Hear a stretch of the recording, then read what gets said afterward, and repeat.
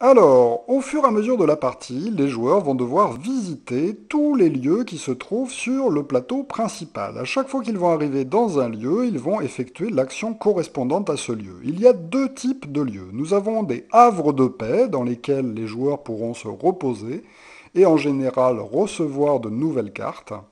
Soit ils tomberont sur des cases aventure, comme la Moria par exemple, dans laquelle ils devront effectuer l'aventure correspondant au plateau de jeu spécial pour cette aventure. Pour tout le monde, l'aventure commencera à cul-de-sac dans la comté alors que les joueurs se préparent à partir. Tout d'abord, ils devront réaliser la première action, la deuxième action et la troisième action proposées sur le parchemin qui se trouve au-dessus de cul-de-sac. Par exemple, en premier Gandalf, donc chaque joueur devra piocher 6 cartes quêtes. Chacun recevra donc 6 cartes de ce paquet de cartes quêtes qui a été bien mélangé et placé face cachée à côté du plateau de jeu en début de partie. Ces cartes quêtes sont de 5 types différents qui sont reconnaissables aux petits symboles qui se trouvent à leur droite et à leur gauche. Nous avons d'abord des cartes combat qui sont représentées avec deux armes croisées. Nous avons des cartes voyage avec un hobbit qui marche. Nous avons des cartes amitié qui sont représentées par une pipe, des cartes discrétion qui sont représentées par un bouclier, et enfin des cartes joker sur lesquelles une espèce d'étoile est dessinée. Ces cartes joker seront très importantes car elles permettront de remplacer n'importe quel symbole. Lorsqu'on vous demande de jouer une carte d'un symbole spécifique, vous pourrez très bien jouer une carte joker à la place. Ces cartes ont aussi une couleur de fond qui peut être différente. Nous avons effectivement des cartes marron et des cartes grises. Alors, précision sur les cartes que les joueurs vont recevoir au fur et à mesure du jeu, eh bien ces cartes doivent toujours rester cachées. On peut parfaitement en parler avec les autres joueurs et annoncer absolument tout ce qu'on a dans son jeu, mais par contre on ne montre jamais son jeu. Une fois que chaque joueur a reçu ses cartes grâce à Gandalf, nous pouvons passer à la phase préparative qui nous indique le porteur de l'anneau peut, carré noir, pour révéler 4 cartes quêtes et les attribuer aux joueurs. À chaque fois qu'il y aura un carré noir de dessiné sur l'explication d'une carte ou d'un plateau de jeu, cela signifiera lancer le dé. Le joueur en question devra donc lancer le dé lorsqu'un carré noir est dessiné. Quels sont les risques que les joueurs prennent à chaque fois qu'ils vont lancer le dé? Eh bien, d'abord, s'ils obtiennent 1, 2 ou 3, eh bien ça indiquera le nombre de points de corruption qu'ils gagnent, et lorsqu'ils lanceront et obtiendront une telle face, ils devront avancer sur l'échelle de corruption. Si le joueur obtient l'œil de Sauron, il sera tout simplement obligé d'avancer Sauron d'une case en direction des hobbits. S'il obtient ce symbole, il devra immédiatement se défausser de 2 cartes quêtes ou légendes de sa main. Et enfin, s'il obtient la face blanche, il ne se passera rien du tout. Mais attention, il y a une seule face blanche sur le dé, vous voyez donc que le dé de péril porte bien son nom. L'action préparatif est donc une action non obligatoire. Le porteur de l'anneau peut décider de lancer le dé de péril pour avoir le droit de piocher 4 cartes face cachée et de les révéler face visible au milieu du jeu, afin que tous les joueurs puissent se répartir ces cartes. Ensuite, on décide de concert qui va récupérer quoi comme carte, en sachant qu'un joueur peut très bien récupérer les 4 cartes, ou bien en donner une par personne, ou bien en donner 2 à un et une à chacun des autres, enfin comme on veut en fait. Donc là c'est un choix à faire. Est-ce qu'on lance le dé pour recevoir ces cartes ou est-ce que l'on suppose que les cartes que l'on a en main vont nous suffire pour la suite de l'aventure? Une fois qu'on aura fait ou non cette action, eh bien on passera à des Nazgûl apparaissent. Et là un joueur devra défausser 2 boucliers, sinon œil de Sauron, ça voudra dire que Sauron va avancer sur le circuit de corruption. Attention, lorsqu'il est précisé un joueur, eh bien ça voudra dire que un des joueurs de la communauté, n'importe lequel, devra tout seul défausser ces 2 fameux boucliers. On ne peut pas se mettre à plusieurs pour défausser les 2 boucliers demandés. Alors, vous aurez compris que sur les choix à faire par les joueurs, eh bien, il faudra souvent anticiper. Donc, il faudra mieux lire tout ce qui risque de nous arriver à cul-de-sac avant de décider ensuite si on fera la deuxième action ou pas. Effectivement, il faudra qu'un joueur puisse se défausser de 2 boucliers. Donc, Si on les a en main, si un joueur les a en main, il n'y a pas de problème, mais sinon, peut-être qu'on serait obligé plutôt de lancer le dé pour tenter d'obtenir des cartes supplémentaires qui nous permettront de les avoir. Enfin voilà, donc il faut toujours prendre en compte ce qui risque d'arriver plus tard pour prendre les bonnes décisions. Une fois toutes les actions de cul-de-sac réalisées, les joueurs pourront faire progresser le pion à fond de combe, et là aussi c'est un havre de paix, donc il faudra réaliser ce qui est marqué dans le petit parchemin au-dessus.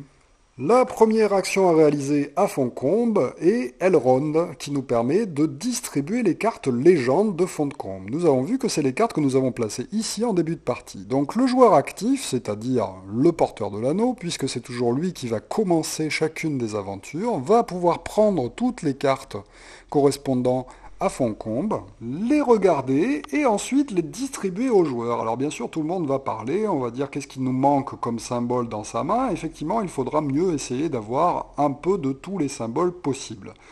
Et nous voyons que les cartes légendes sont des cartes qui, pour la plupart, ont des fois plusieurs fois un symbole de dessiné dessus, et donc elles comptent double.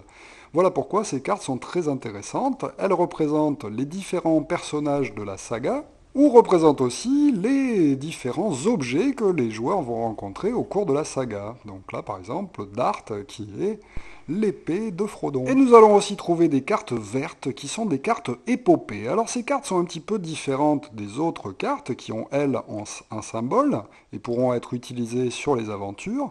Celles-ci ont juste un texte qui nous indique à quoi elles servent et quand elles peuvent être jouées. Elles peuvent être jouées à n'importe quel moment du jeu, contrairement aux autres qui ne seront jouables que, en général, pendant le tour de leur possesseur.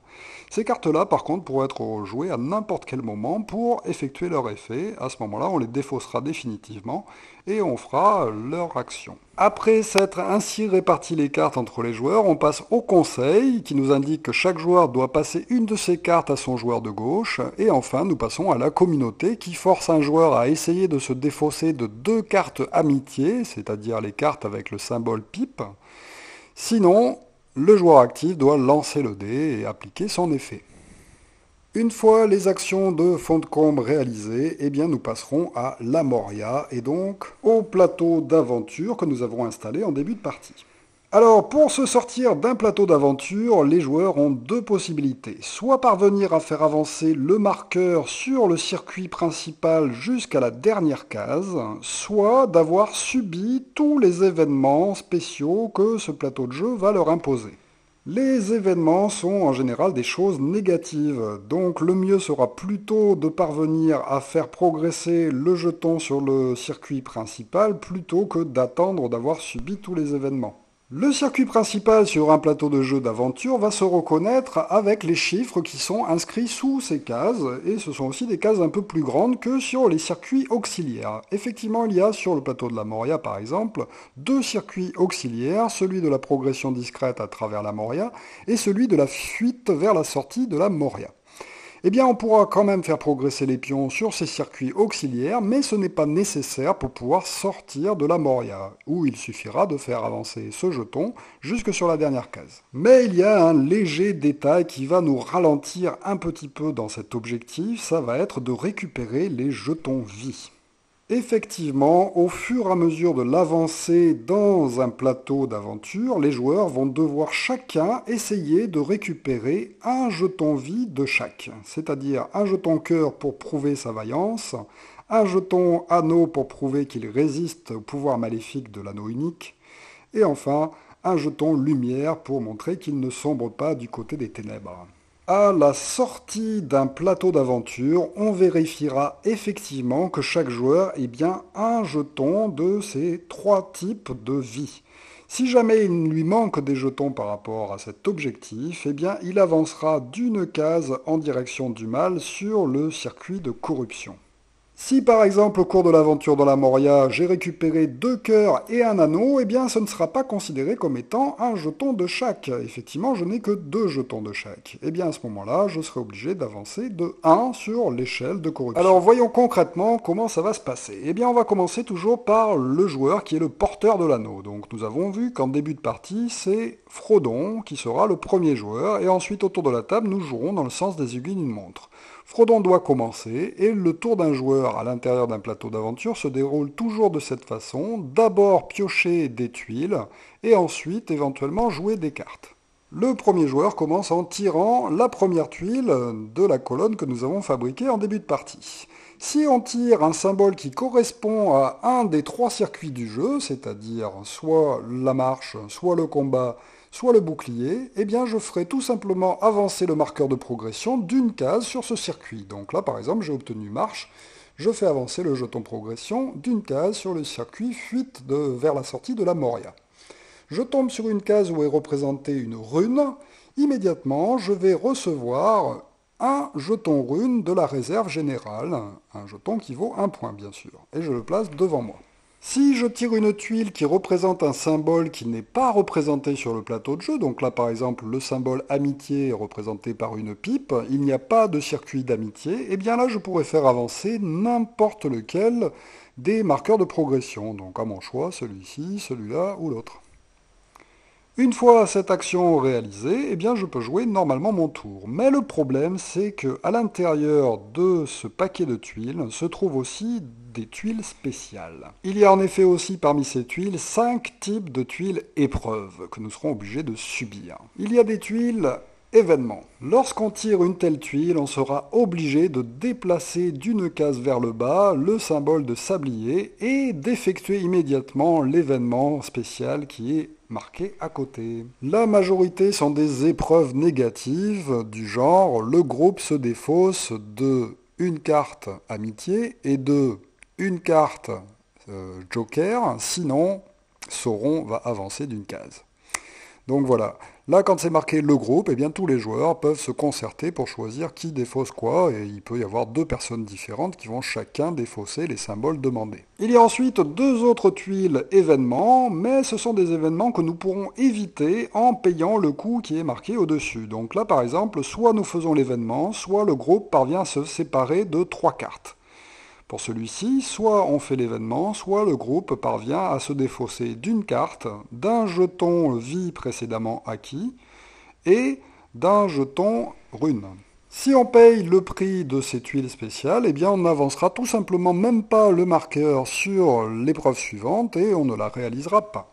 Il y a ensuite la tuile événement influence de l'anneau. Pour celle-ci, ce sera le porteur de l'anneau, et donc pas forcément le joueur qui a tiré la tuile, qui devra malheureusement avancer d'une case sur l'échelle de corruption. Enfin, nous avons la tuile volonté de Sauron, qui oblige le joueur actif à choisir d'avancer de 2 cases vers la corruption, ou bien de faire avancer Sauron d'une case vers les hobbits. Donc là, c'est un choix personnel que le joueur qui a tiré la tuile devra prendre. Alors malheureusement, en plus d'effectuer les effets d'une telle tuile, eh bien ce joueur n'aura pas terminé de piocher des tuiles. Effectivement, pour toutes les tuiles spéciales, à chaque fois qu'il en tirera une avec un effet négatif, il sera obligé d'en tirer une nouvelle, jusqu'à ce qu'il parvienne enfin à piocher une tuile qui permet de faire avancer un marqueur de progression. Attention, ce sera le cas aussi pour les tuiles spéciales qui nous permettent d'éviter les événements. Ce n'est pas parce que les joueurs ont payé le coup pour éviter l'événement que le joueur aura fini son tour de pioche, il devra quand même continuer à piocher jusqu'à tirer un symbole de progression. Une fois la pioche de tuiles effectuée, on passe au tour de jeu actif du joueur. Il a le choix entre jouer des cartes, piocher des cartes ou avancer vers la lumière. Pour jouer des cartes, il pourra jouer une carte ou bien 2 cartes lors de son tour de jeu, mais à condition, s'il décide de jouer 2 cartes, de jouer 2 cartes avec un fond différent, c'est-à-dire une grise et une marron. Lorsque je joue une carte de cette façon-là, eh bien je ferai tout simplement avancer le marqueur correspondant d'une case sur un des circuits, celui qui est représenté par la carte que j'ai jouée, bien sûr. De la même façon que pour les tuiles, si je joue un symbole qui n'est pas présent sur le plateau de jeu, eh bien je pourrais faire avancer n'importe quel symbole de mon choix. Enfin, bien sûr, si je joue une carte joker, je pourrais faire avancer sur n'importe lequel des circuits. Attention, on effectue toujours ce que les cases nous disent de faire lorsqu'on fait progresser les marqueurs, que ce soit par la pioche des tuiles ou que ce soit en jouant des cartes. Donc là, par exemple, si je fais avancer le marqueur ici, je reçois immédiatement une rune. Si je passe sur une case anneau, je reçois un jeton vie anneau. Pareil pour les jetons vie soleil ou les jetons vie cœur. Et enfin, il y a parfois des cases négatives. Effectivement, si je fais arriver le jeton de progression sur un carré noir, nous avons vu que cela correspond au dé péril, je serai obligé de le lancer et d'appliquer son effet. Il y a aussi des cases spéciales, parfois, où sont représentés un dessin qui correspond à une carte spéciale à récupérer. Donc là, par exemple, si je progresse à travers la Moria sur ce circuit, je peux trouver ce livre et récupérer dans le tas de cartes légendes correspondant la carte correspondant à ce livre. Nous avons vu que certaines cartes ont deux fois le symbole. Et bien lorsqu'on joue une telle carte, on avance évidemment le marqueur de deux cases sur le circuit correspondant. Mais par contre, cela ne m'empêchera pas d'être obligé quand même de faire toutes les cases par lesquelles je passe. Donc là, si je fais ceci et cela, je serai bien obligé de lancer le dé et ensuite de recevoir mon jeton rune. La dernière case du circuit principal représente souvent une glyphe de couleur dorée. Lorsque j'arriverai sur cette case-là, au lieu de recevoir une rune classique argentée, je recevrai une rune dorée qui sont celles que l'on a placées face cachée en début de partie. Donc je gagnerai immédiatement un de ces jetons et souvent ils ont plus de valeur que ceux que l'on tire un par un au fur et à mesure de l'avancée des pions progression sur le plateau.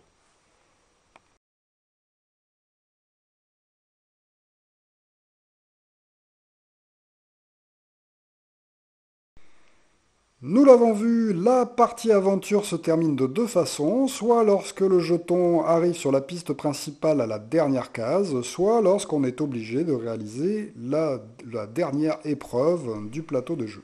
À ce moment-là, chacun va vérifier qu'il est bien un symbole de chaque jeton vie, sinon il avance d'une case par jeton manquant sur la piste de corruption. Et ensuite, nous allons vérifier qui est le nouveau porteur de l'anneau. Effectivement, à chaque sortie d'une aventure, nous vérifierons quels sont les joueurs qui ont reçu le plus de jetons vie anneau. Et enfin, on va vérifier si l'anneau ne change pas de main. Effectivement, à la fin de chaque aventure, on va vérifier quel est le joueur qui a le plus de jetons anneau, comme celui-ci. Et le joueur qui en a le plus devient le nouveau porteur de l'anneau. Alors, soit c'est l'ancien porteur qui le reste, s'il a plus de jetons anneaux que les autres, soit c'est un autre joueur qui devient le nouveau porteur, soit s'il y a une égalité, à ce moment-là, on va regarder à partir du joueur qui avait l'anneau précédemment, et on va tourner dans le sens des aiguilles d'une montre, et ce sera le premier joueur ayant le nombre d'anneaux maximal dans le sens des aiguilles d'une montre qui va devenir le nouveau porteur et donc prendre l'anneau unique. Le porteur prend donc cet anneau, et reçoit en bonus deux cartes quêtes tirées du dessus du paquet de pioches.